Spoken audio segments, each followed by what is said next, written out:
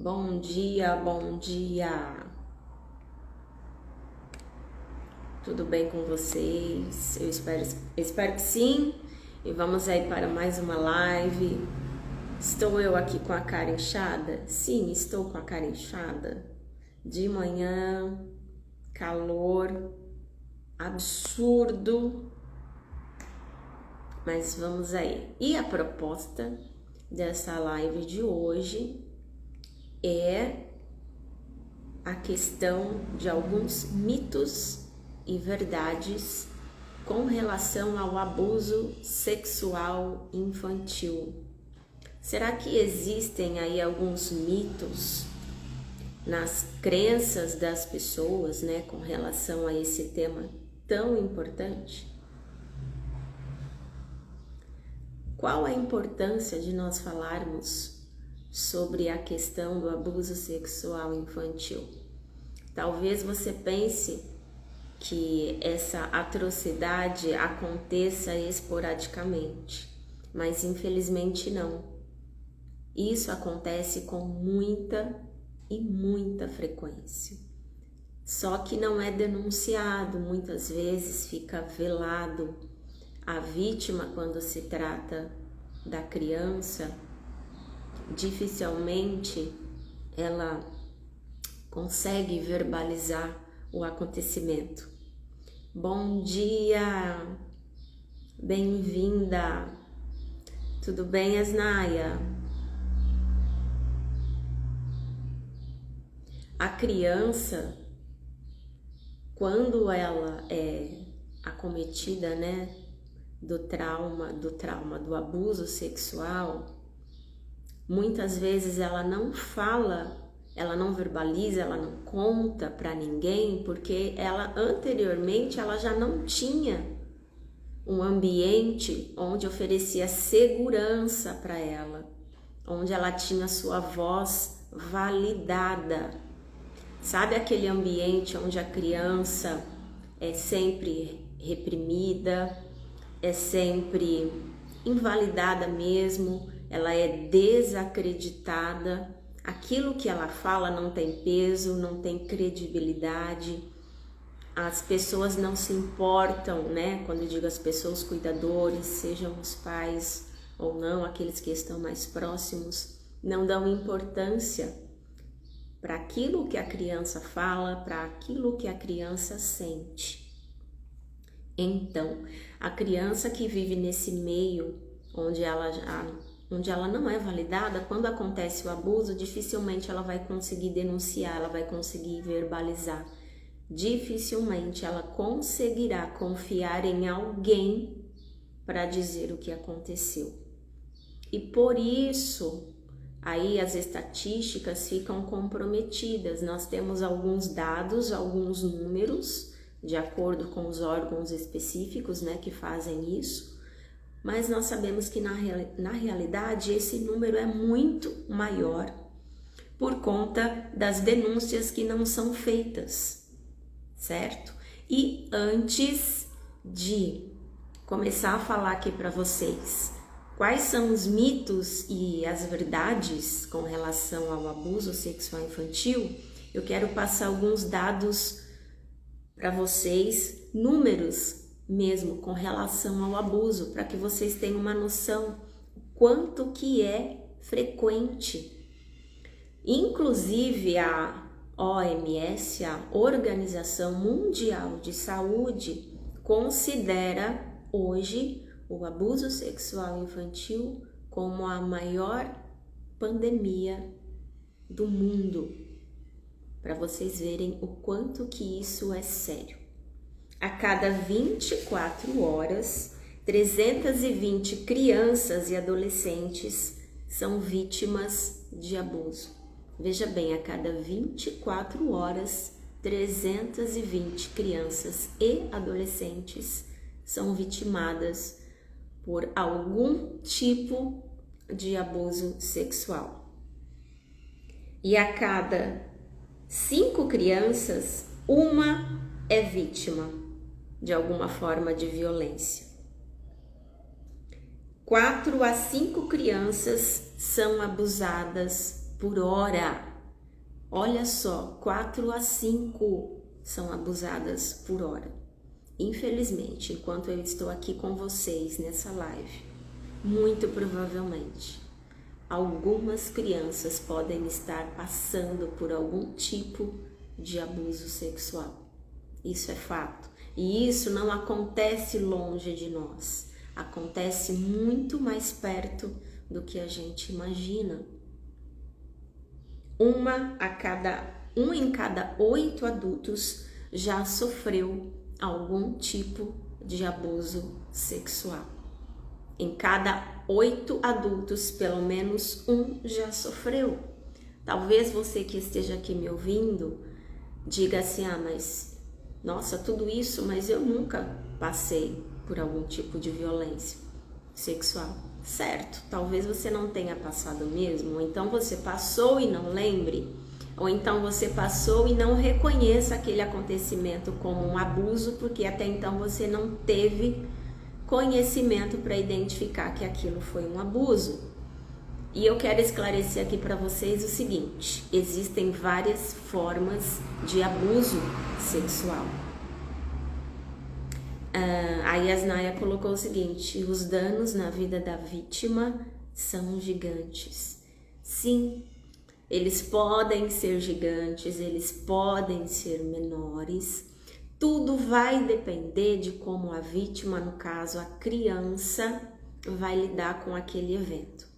Por exemplo, algo muito importante: se a criança, até o momento do abuso, tinha um ambiente familiar acolhedor, onde ela era validada em casa pelos seus pais, onde ela se sentia amada, um ambiente emocionalmente saudável, ela terá muito mais condições emocionais, mais estrutura emocional de lidar com aquele evento do abuso de uma maneira mais leve. Ela poderá sair dessa situação sem grandes sequelas. Existe essa possibilidade, ok? Quando a criança passa pelo abuso, existe a denúncia, é detectado ali, é confirmado, e a família acompanha, a família apoia, e a família em conjunto também cuida do seu emocional, faz sim terapia também, seja análise ou uma outra terapia, fica muito mais fácil daquela criança passar por aquele momento de uma maneira mais leve, sem levar sérias consequências para a vida adulta. Porque a questão do abuso sexual não é só aquele momento, aquele período. A questão é que as consequências elas vão para a vida adulta, e se a pessoa não consegue ressignificar através de um acompanhamento terapêutico, essas consequências perduram a vida toda.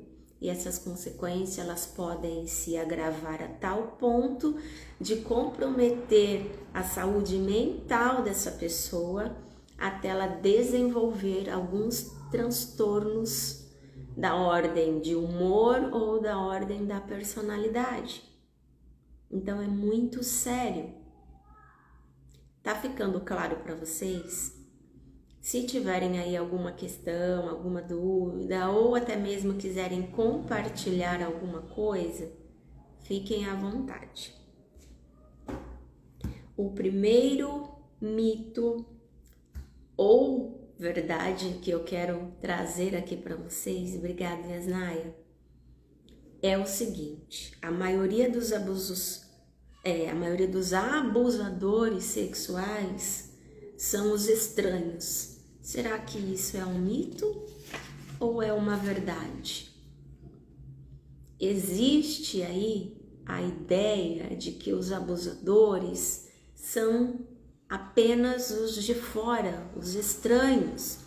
Inclusive se criou um estereótipo de que os abusadores são pessoas que possuem distúrbios mentais, transtornos mentais, são os psicopatas. Eu sou de São Paulo e lá na minha terra se tem um termo que é muito usado, tarado. Lá se usa muito esse termo e de fato existem muitas pessoas abusadoras, até mesmo aquelas pessoas que estão em condição de rua, que não pode ver uma criança que sai correndo. Eu me lembro disso na minha infância lá em São Paulo. Quantas pessoas, né, que às vezes me seguiam na rua, minha mãe saía atrás brigando, era uma loucura. Em São Paulo tem muito disso, né? Cidade grande, você não pode bobear, tá com criança, você tem que tomar muito cuidado. Então existe esse estereótipo, não, são apenas as pessoas de rua, são aquelas pessoas que possuem problemas mentais, que são os abusadores, com esse sim a gente tem que tomar mais cuidado, com os psicopatas, mas não. Bom dia para quem está entrando, sejam bem-vindos. Os abusadores, eles são próximos, são os de dentro, na grande maioria das vezes. Então, sim, é um mito se acreditar que os abusadores são apenas os estranhos. Não se enganem. A maior parte, infelizmente, são os mais próximos, inclusive os familiares. Na região norte e nordeste é quase que cultural essa questão do abuso dentro de casa. Pai, padrasto, tio, avô. Infelizmente, Yasnai, perfeita a sua colocação.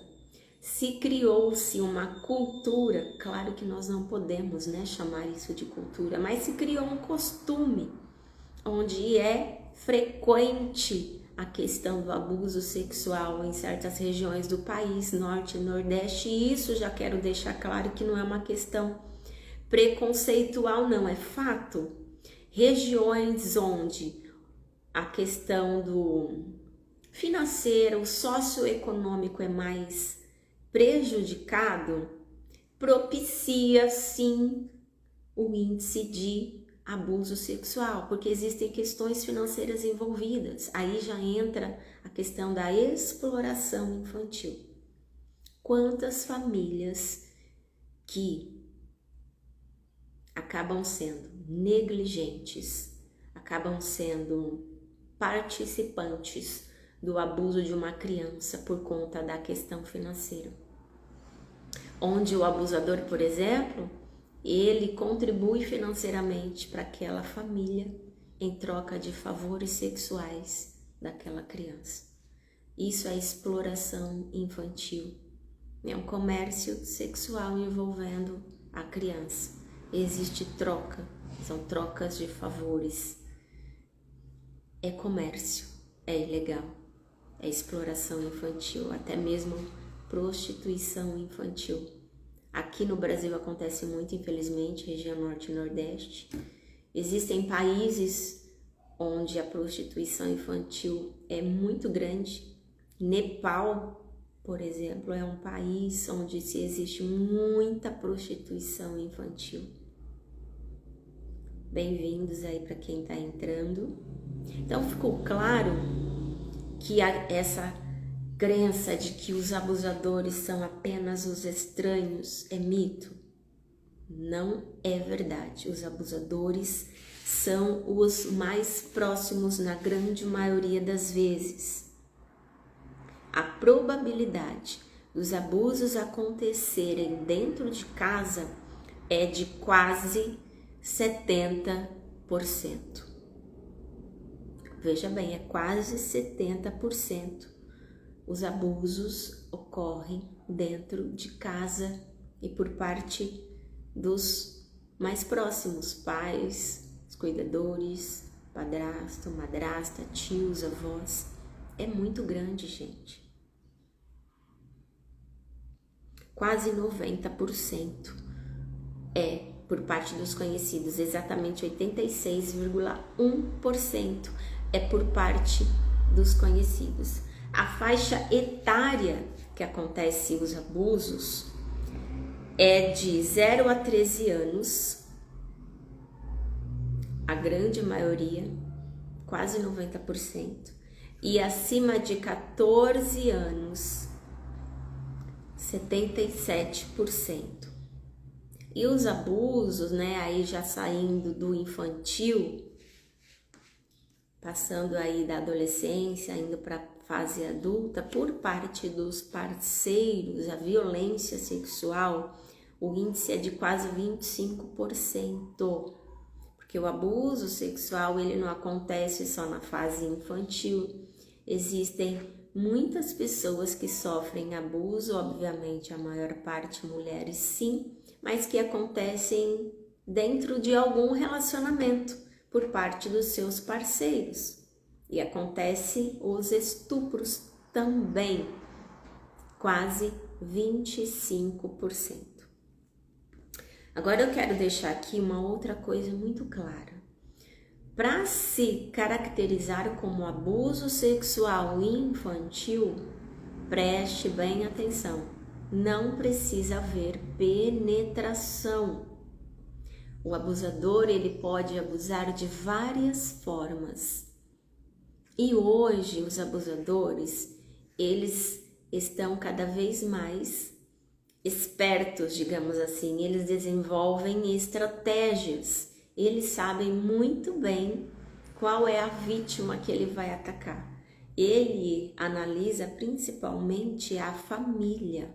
Quando ele percebe que é uma família que não tem uma estrutura emocional, uma família que não dá aquele apoio, aquele suporte para a criança, quando ele vê que aquela criança é mais vulnerável, e eu não digo vulnerável financeiramente apenas, mas principalmente emocionalmente, se ele percebe que é uma criança mais carente, onde a família não é tão presente, aquela vítima já está mais propícia para que ele possa investir o seu abuso. É assim que eles fazem, eles sondam um terreno. Ele não vai chegar do nada em uma criança, ele já vai analisando previamente. Quando ele percebe que aquele terreno está favorável para que ele possa dar o bote, aí ele ataca. Vou ver aqui o que mandou aqui para mim. Você acha que a maior parte dos abusadores estão repetindo o que já aconteceu com eles? Ou é questão de traços de caráter? Excelente pergunta. Yasnai, como psicanalista, eu digo para você que sim e não. Existem as duas possibilidades. Sim, a maior parte dos abusadores sofreram sim abuso na infância. E é claro, é óbvio que isso não justifica o abuso, porém explica. O abuso sexual, ele pode traumatizar tanto uma pessoa que ele pode, na vida adulta, ou até mesmo antes da vida adulta, repetir esse abuso, e eu vou colocar aqui em palavras mais fáceis, para amenizar aquela dor psíquica, aquela dor emocional que ele sente. Ok? Em psicanálise existe algo que nós chamamos, que é chamado, né, da introjeção do abuso. Quando a vítima, ela introjeta para dentro de si o abusador e para se identificar com ele, ela vai repetir aquele abuso em algum momento da vida. Porque se identificando com ele, ela toma para si a culpa daquele abuso e ela vai repetir esse abuso para amenizar aquela dor de alguma forma. É muito louco isso. A mente humana, ela é bem complexa. E olha só o que a mente humana é capaz de fazer. Mas existem casos também onde a pessoa, né, o abusador, ele não sofreu abuso, mas ele comete o ato. E eu quero aqui diferenciar também duas coisas. Nem todo abusador é pedófilo e nem todo pedófilo é abusador. Você sabia que é diferente? Pedófilo é uma coisa e abusador é outra. O pedófilo, preste bem atenção, o pedófilo é aquele que ele sente atração sexual pela criança, mas ele não comete o abuso. Então ele é um pedófilo, mas ele não é um abusador. Ele sente a atração sexual, ele sente fantasias, ele tem pensamentos recorrentes com relação a atos sexuais com crianças, porém ele não comete o abuso, ele não vai para vias de fato. Este é o pedófilo. Mas existe aquele pedófilo que comete o abuso, então além de pedófilo, ele é abusador. A pedofilia já é considerada um transtorno mental, uma doença mental. Só que alguns ainda conseguem não cometer o ato do abuso e outros infelizmente não conseguem e acabam cometendo. Como tratar isso? Aqui, ó, terapia cuidando da cabecinha. Tem que fazer acompanhamento terapêutico, tem que fazer um trabalho multidisciplinar. Inclusive, se for constatado que é caso de transtorno mesmo, pedofilia enquanto transtorno, tem que ter um acompanhamento psiquiátrico. É algo muito sério, certo? Nem todo, aqui voltando agora, né, para o abuso infantil, nem todo monstro está embaixo da cama. O pior monstro muitas vezes é aquele que mora na mesma casa que a criança. E os abusadores, na maioria das vezes, eles usam como estratégia o criar vínculo com a criança. Ele se aproxima, ele tenta formar uma amizade com aquela criança, conquistar a confiança daquela criança. Aí quando ele conquista a confiança, ele investe sexualmente. E ele pode fazer isso de várias formas. A penetração nem sempre é o que vai acontecer, certo? Ele pode usar de palavras de cunho sexual, palavras obscenas, expor a criança a uma linguagem sexual que ela não tem estrutura, não tem preparo para lidar com aquilo, não está amadurecida para aquilo, e aquilo já é sim o suficiente para traumatizar aquela criança. A criança, ela não tem a malícia, ela não tem ainda a erotização, então ela não sabe lidar com aquilo. Palavras de cunho sexual vão causar um certo desconforto na criança. Ela não vai entender o que é aquilo, mas ela vai sentir algo desconfortável. E este não entender já pode ser sim o suficiente para traumatizar aquela criança e deixar marcas que ela vai levar possivelmente até a vida adulta.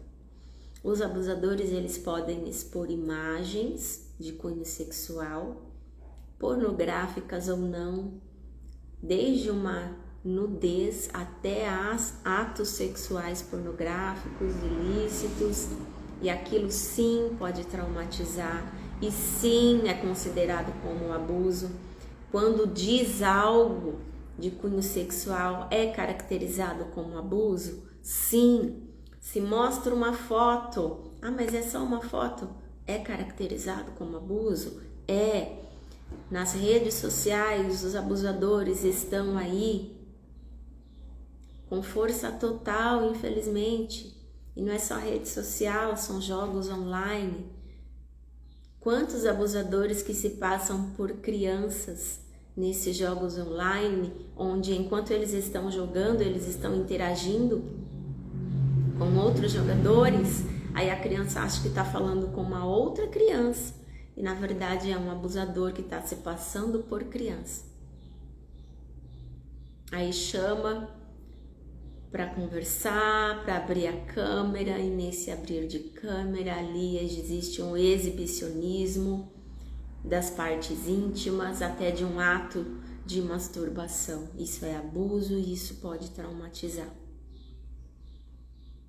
Tá claro para vocês que o abuso, para ser abuso, não precisa da penetração propriamente dita?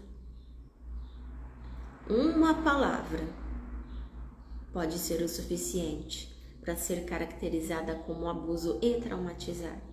E nem mesmo precisa se dizer. Quando um adulto lança um olhar malicioso, com desejo, com atração sexual para essa criança, já é um abuso. A criança, ela não vai entender aquele olhar, ela não vai saber o que é exatamente, mas ela vai sentir que é um olhar diferente, que é um olhar ruim. É o olhar, é a palavra, é o ato, é o toque. Um toque que é investido de malícia, um toque ali que ele tem aquela intenção de malícia, de desejo sexual, já é um abuso e já é sim passível de traumatizar aquela criança. É muito importante a educação sexual. Sem educação sexual, sem informação, não existe prevenção. Por isso que os pais possuem a maior responsabilidade em educar os seus filhos com relação à sua sexualidade. E quando nós falamos em educação sexual, nós não estamos falando em educar no sentido de ensinar a fazer sexo. Educação sexual não é isso. Educação sexual é autoconhecimento do seu corpo, é prevenção, é ensinar para crianças partes do corpo com os seus devidos nomes. Você pode sim falar para sua criança, sua filhinha, nomes que são usados aí, apelidos, né, no senso comum, florzinha, pepeca, periquita, mas é muito importante que você ensine o nome correto. É vulva, filha, essa parte aqui onde você está lavando durante o banho ou onde a mamãe está ajudando a higienizar, a limpar, se chama vulva. Isso pode ser feito até com os bebês. E eles aprendem. Essa parte se chama vulva. Aqui é o bumbum. São as nádegas. E eles dão risada, eles acham engraçado e eles amam aprender. E eu digo isso como experiência de professora também na educação infantil. Eles amam aprender sobre as partes do corpo. Eles amam aprender sobre o corpinho deles. Quando vocês falam, se você ensinar, eles vão aprender. Os meus aluninhos com menos de 2 anos aprenderam rapidinho. E era a coisa mais linda no momento da troca. Eu falava, olha, essa partezinha aqui é a vulva. E é muito importante, você que tem bebê, trabalhar a questão do limite corporal, o respeito. Olha, precisamos trocar a fralda. A fraldinha tá cheia de xixi, ou então a fraldinha tá cheia de cocô. Eu posso trocar a sua fralda? E eles falam sim. Gente, é tão lindo trabalhar a questão do respeito com os bebês. Aí no momento da troca você pode ensinar, agora eu vou limpar aqui o seu bumbum, que são as nádegas, agora eu vou limpar a vulva. E eles aprendem, aí você pergunta qual é o nome dessa parte. E ele fala vulva. O bebê fala, o menininho, a menininha vulva. Gente, é a coisa mais linda. Ensinem. Aqui pode tocar, aqui não pode. Você pode ensinar aqui nas partes íntimas. Alguém de confiança, mamãe, papai, pode tocar para limpar, fazer a higiene com toques suaves e rápidos. Toques para higienizar e para passar um remedinho, se for o caso.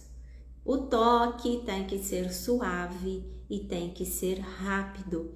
Toque nas partes íntimas não podem ser com muita pressão. Tem que ser suave, não pode ser demorado.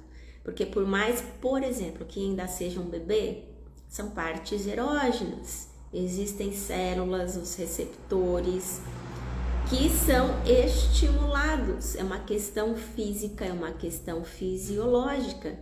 Se tocar ali, dependendo do toque, vai estimular. a criança ou o bebê que seja, vai sentir uma sensação diferente, será mais agradável, então precisa ter um cuidado. Tudo pode ser ensinado de acordo com a faixa etária, de acordo com o desenvolvimento daquela criança, de acordo com aquilo que ela tem condições de aprender. E em se tratando com crianças, o lúdico é fundamental. Por meio de brincadeiras, por meio de jogos, pode se ensinar muita coisa. Toque do sim, toque do não. É extremamente importante trabalhar isso. Se a criança não quer, por exemplo, receber um abraço de alguém, ela não é obrigada a receber e a pessoa tem que respeitar. Isso tem que ser ensinado. Se ela, por exemplo, não quer receber um beijinho na bochecha de alguém, esse não da criança precisa ser respeitado, só que para isso alguém tem que ensinar, e a maior parte é da família.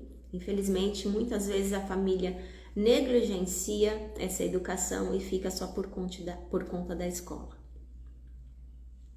As famílias, infelizmente, estão hoje terceirizando a educação para a escola. Estão se omitindo e estão deixando a responsabilidade apenas para a escola. Então, pai e mãe que está aqui me ouvindo, assuma a sua responsabilidade em educar os seus filhos em todas as esferas, inclusive educação sexual.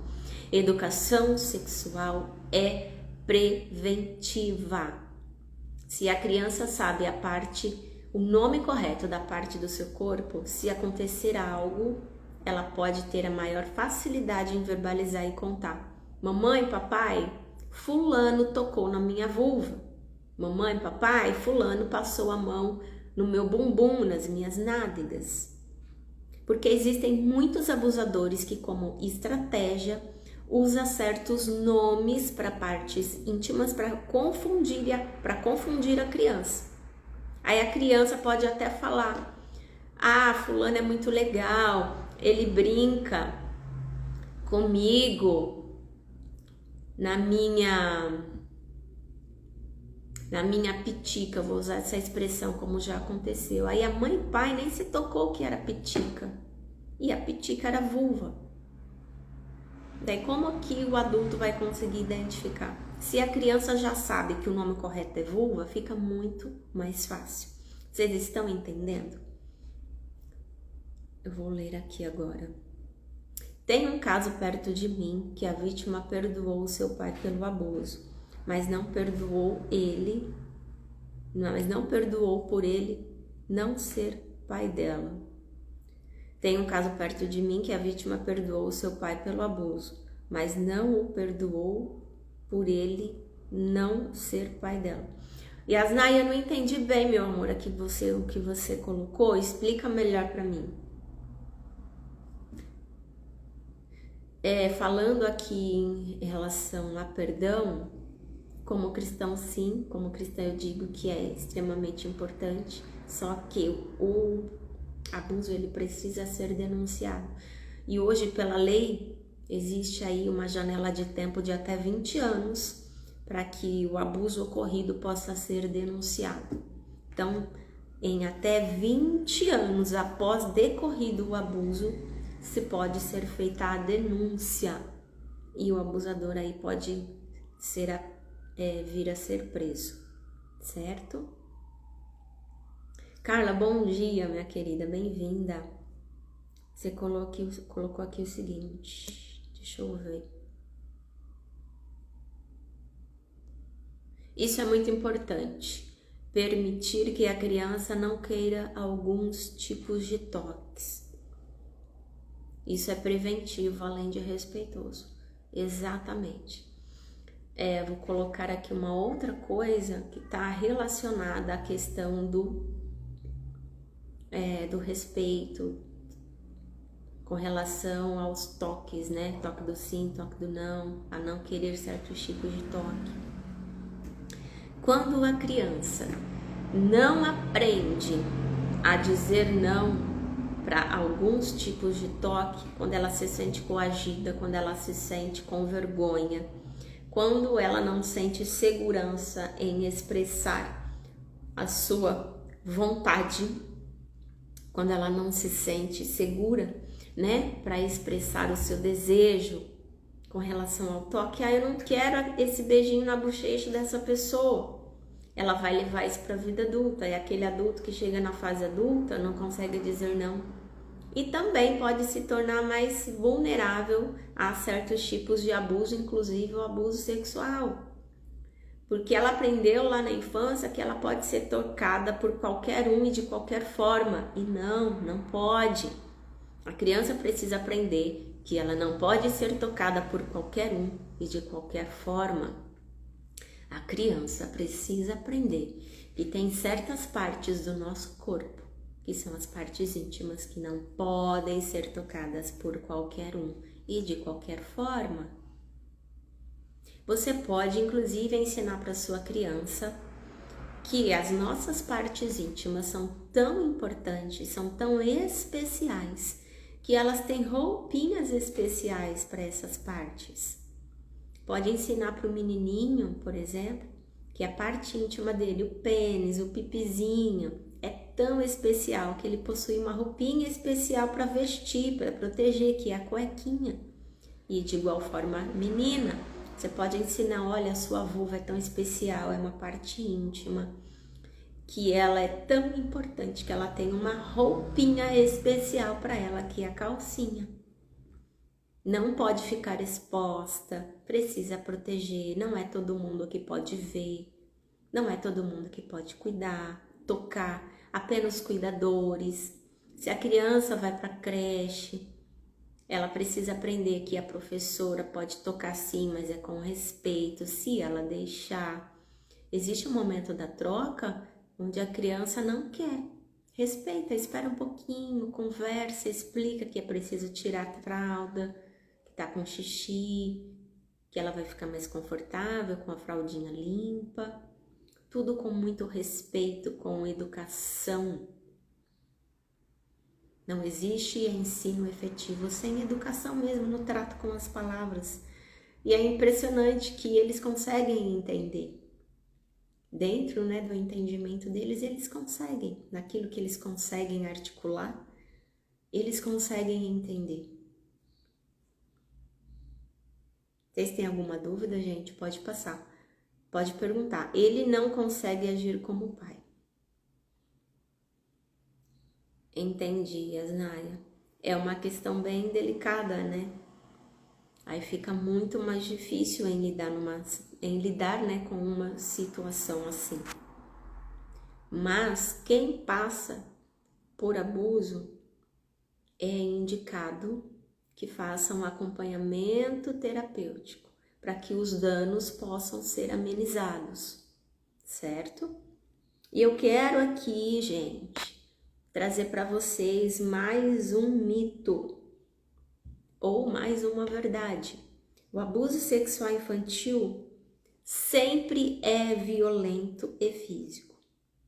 Isso é um mito ou é uma verdade? O que vocês acham? Será que para caracterizar como abuso sexual precisa envolver a violência? Precisa envolver um toque físico mais abrupto, uma penetração, por exemplo? Bem-vindos aí para quem está entrando agora. Cíntia, minha professora, que honra ter você aqui. Bom dia, bem-vinda. Muito mito, né, Carla? Não é pouco mito, não, é muito mito mesmo. Eu já comentei com vocês inicialmente que para se caracterizar como abuso sexual não precisa envolver violência. O abuso sexual, ele possui várias nuances, várias camadas, digamos assim. Uma palavra mal colocada de cunho sexual, onde exista ali a malícia, o desejo, para uma criança, por exemplo, já é considerada abuso. E não é só para criança, não. Sabe aquelas cantadas baratas, aqueles comentários ridículos de cunho sexual? dependendo do teor desse conteúdo aí, desse comentário, já pode sim ser considerado como abuso. Se causou um desconforto para a mulher, né, para a pessoa, até mesmo um homem, se ele se sentiu constrangido, já pode ser caracterizado como abuso. Ficou claro isso? Por isso, gente, que tem muitas pessoas que sofrem abuso, que não envolveu nenhum tipo de violência e a pessoa acha que não foi abuso, porque não houve a violência. Foi só uma palavra, foi um toque, foi uma imagem que foi mostrado, foi um exibicionismo. É abuso, sim, e precisa ser denunciado.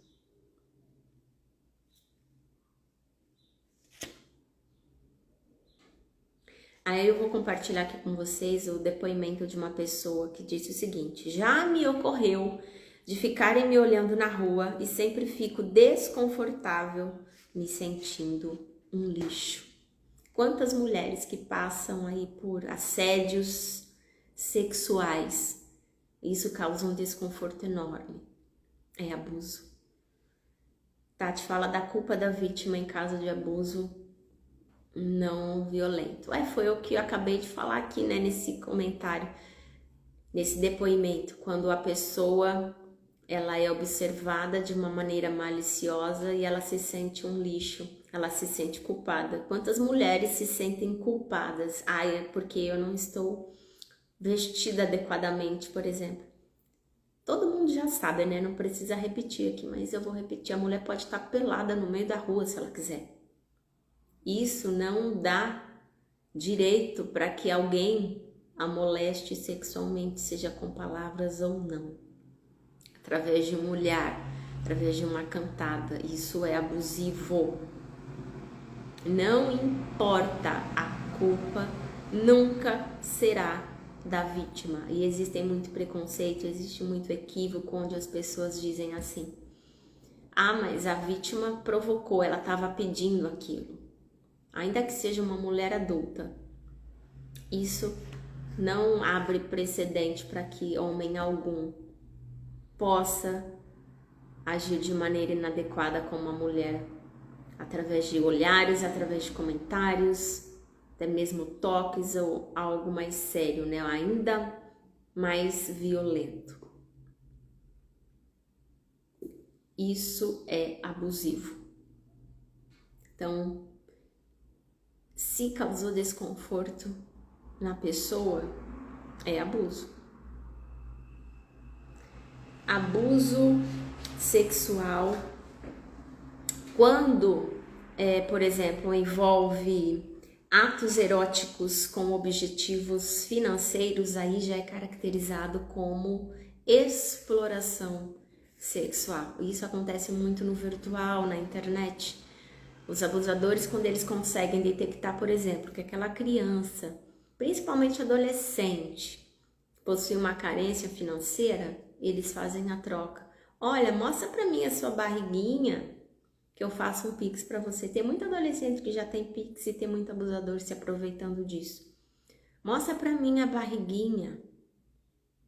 Gente, parece algo assim tão simples, né? Uma barriguinha. Isso é abuso. Porque existem muitos abusadores que têm fetiches.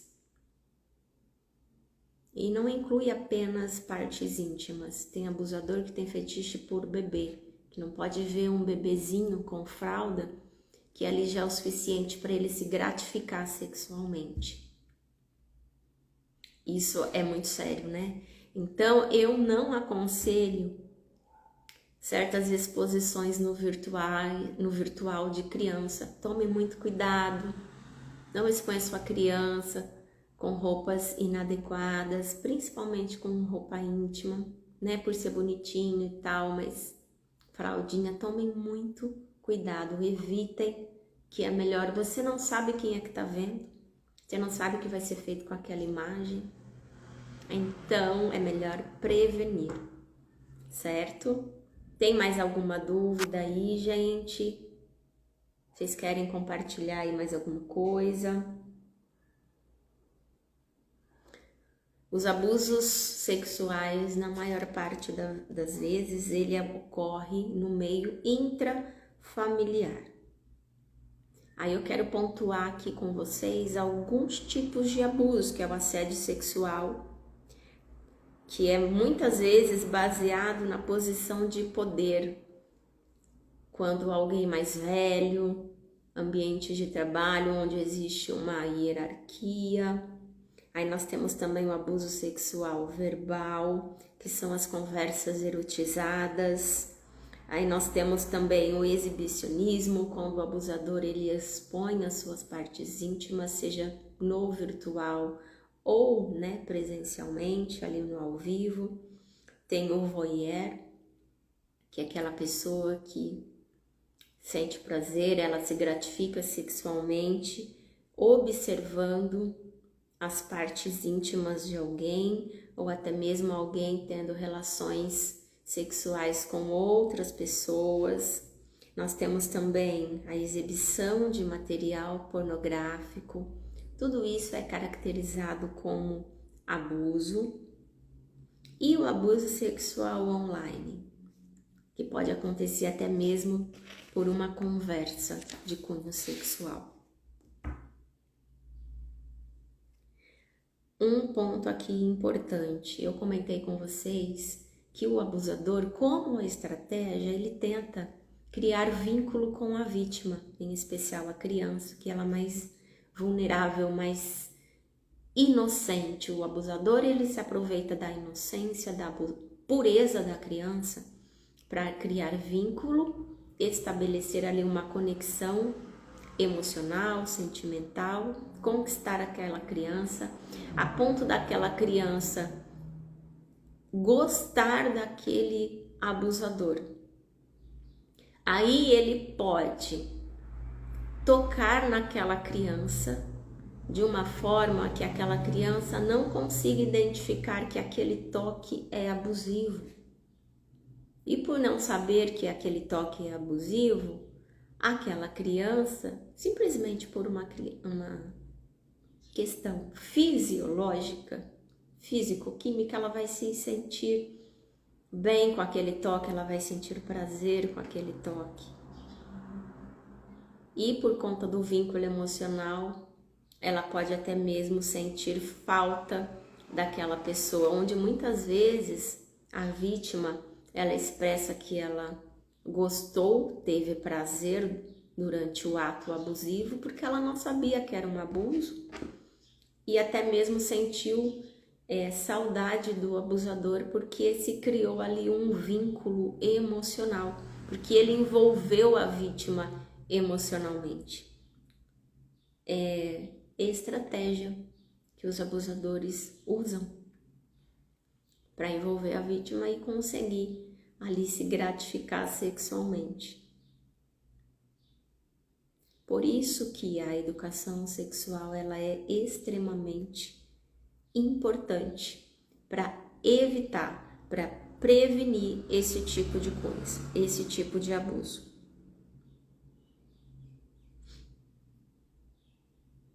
Aí eu tenho um depoimento aqui, onde a vítima disse o seguinte: é difícil acreditar que estupro tenha acontecido. A criança diz que tem saudades do acusado, diz que gosta dele. Então, quando isso acontece, se cria esse vínculo, por meio de estratégia do abusador, quando vai para a denúncia, a criança muitas vezes ela é desacreditada. Simplesmente as pessoas não acreditam na criança. E esse não acreditar no relato da criança pode ser ainda mais traumático do que o próprio ato abusivo. É o trauma do desmentido, Então, a criança, ela precisa ter sua voz validada. Dificilmente a criança mente quando diz que passou por algum tipo de situação abusiva. É muito raro. É muito raro. Se a criança comentou alguma coisa, tem alguma coisa aí envolvida. E outra coisa, a criança, ela fala de muitas formas.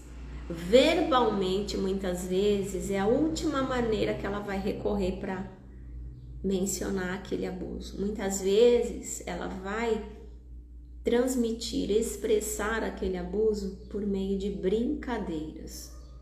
Quando a criança também passa por algum tipo de abuso, ela pode expressar isso pelo seu comportamento, quando ela muda aquele comportamento. Quando ela expressa um comportamento muito diferente do habitual que ela apresentava até então, se atente. Pode ser que tenha aí alguma situação de abuso envolvido que fez com que alterasse aquele comportamento da criança. Oi, Glenda, bom dia, bem-vinda.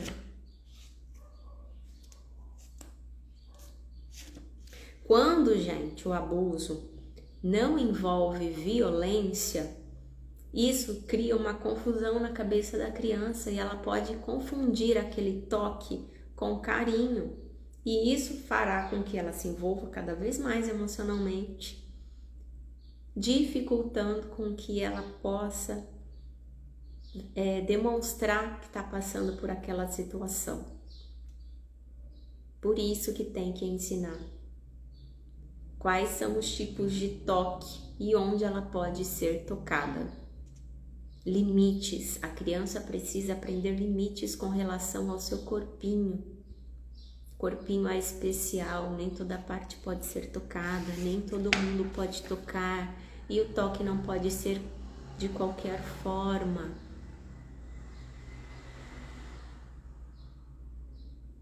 Aí eu vou compartilhar aqui com vocês agora alguns depoimentos de crianças que passaram por abuso. O meu era legal, divertido, me ensinava várias coisas, me tratava como princesa, fazia eu acreditar que eu era especial. Eu tinha entre 6 e 7 anos. Essa é a estratégia que mais é usada pelos abusadores. Eles se passam por amigos.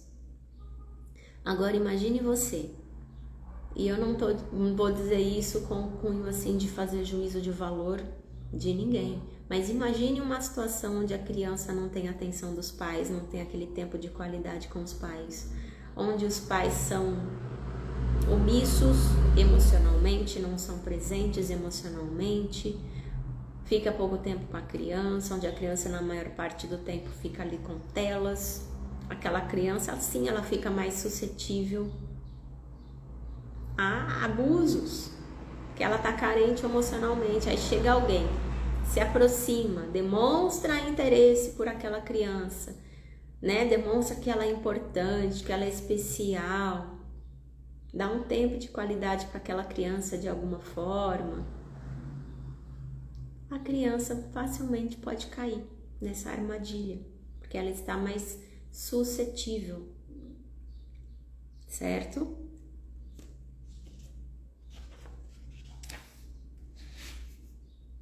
Vocês têm aí mais alguma pergunta? Vocês estão entendendo? Eu já tô aqui caminhando para o final dessa live. Existem mais mitos aí, mais verdades que eu quero trazer para vocês. Não vou trazer tudo aqui hoje para não ficar cansativo, mas eu me comprometo a voltar aqui para nós continuarmos com esse assunto. Oi, Aline, bom dia. Bom dia, Renata. A Aline colocou o seguinte: o pior é a amnésia dissociativa. O cérebro usa esse mecanismo para nos proteger e acaba sendo pior. Você sabe que tem algo errado, mas você não sabe porque é diferente. E quando lembra, acha que é loucura. No momento traumático, né? Por conta daquele evento, em especial o abuso, a nossa mente, por um mecanismo de defesa, ela recalca aquele acontecimento, jogando aquele acontecimento para o inconsciente. A nossa mente, ela quer nos privar da dor. Então é como se ficasse ali esquecido, fica ali quietinho no inconsciente. Mas aquele conteúdo traumático que foi jogado para o inconsciente, que foi recalcado, ele vai se expressar de alguma forma. Ele não vai ficar quietinho totalmente. Ele vai se expressar através dos sintomas. E os sintomas são diversos, que podem ser desencadeados aí a partir de um abuso sexual. Depressão, na maioria das vezes, ansiedade, certos tipos de transtornos, dificuldade em relações interpessoais e mais uma série aí de sintomas que serão manifestos por conta do abuso. A pessoa que passa por abuso, ela dissocia da realidade muitas vezes, como foi aí falada pela Aline. É aquela pessoa que muitas vezes ela começa algo, não começa e não consegue concluir, ou não consegue ter iniciativa na vida, ela fica estagnada, fica sem energia, ela se sente sem vontade, sem motivação para viver muitas vezes, e ela não sabe daquilo, ela não sabe de onde aquilo vem. Ela sente muitas vezes até uma tristeza profunda, pode sim, desenvolver depressão, e ela não sabe de onde vem aquela apatia, aquele sentimento de tanto faz, tanto fez. Ela simplesmente vai levando a vida, como diz aquela expressão, empurrando a vida com a barriga. Deixa a vida me levar. Ela não vive de uma maneira plena muitas vezes, ela sobrevive, ela vai sobrevivendo como dá. O abuso sexual, ele pode ser tão traumático que ele vai comprometer a vida daquela pessoa de alguma forma. E ele sim pode comprometer de uma maneira muito profunda ao ponto de atingir todas as áreas daquela pessoa. Na fase adulta, quando meu irmão me abusou de novo, ele perguntou se eu lembrava da infância. Mas até hoje são apenas flashes e tenho raiva porque ele sabe de tudo que fez, mas eu não consigo lembrar. Sim, a nossa mente, ela recalca, como eu já disse, ela joga para o inconsciente. É um movimento de defesa que a nossa mente faz em uma tentativa de nos privar daquela dor emocional por conta daquele evento. Tá entendido isso? Bem-vinda, neném, bom dia! Vocês têm mais alguma dúvida? Querem partilhar mais alguma coisa? Aline, obrigado aí pela partilha. Tá tudo certo até agora? Eu vou finalizar por aqui, mas antes eu quero convidar vocês para participarem de um grupo onde eu vou colocar ali algo muito especial. Eu estou preparando uma aula gratuita sobre traumas emocionais. E quem estiver dentro deste grupo do WhatsApp vai receber em primeira mão. Será uma aula gratuita ao vivo pelo Google Meet. E para que você possa participar, é necessário que você esteja dentro desse grupo, porque é lá que eu enviarei o link no dia da aula. Então, se você quer participar, manda para mim no direct que eu adiciono você lá no grupo. Combinado? Eu quero muito que vocês participem. Eu quero entregar uma aula muito bem estruturada aí para vocês com relação a trauma emocional, porque os traumas emocionais eles podem comprometer de uma maneira muito profunda a vida de uma pessoa. E talvez aí você esteja passando por certas dificuldades, certas limitações na sua vida e até agora você não sabe que isso é por conta de algum tipo de trauma que você adquiriu. Esse trauma, muito provavelmente, ele é adquirido ainda na infância. A nossa infância é o chão que nós pisaremos ao longo de toda a nossa vida. Muito do que aconteceu conosco na infância vai refletir ao longo de toda a nossa vida. Então eu quero aí trazer para vocês um conteúdo muito especial com relação a traumas. Se você quer aprender mais um pouco, eu convido você então a entrar nesse grupo, me chama no direct, eu te adiciono, porque em breve nós teremos essa aula. Tá entendido? Combinado? Eu volto pra gente fazer aí mais uma live, pra gente continuar falando sobre essa questão, sobre os mitos e as verdades que estão relacionados ao abuso sexual, principalmente o infantil. Muito obrigado para você que esteve aqui comigo até agora, para você que permaneceu, para você que deu uma passadinha. Eu vou deixar essa live salva lá no meu feed.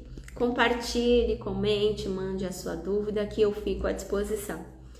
Tenha aí um excelente dia e assim que possível eu volto com mais uma live para vocês, com muito carinho. Grande abraço e tchau, tchau!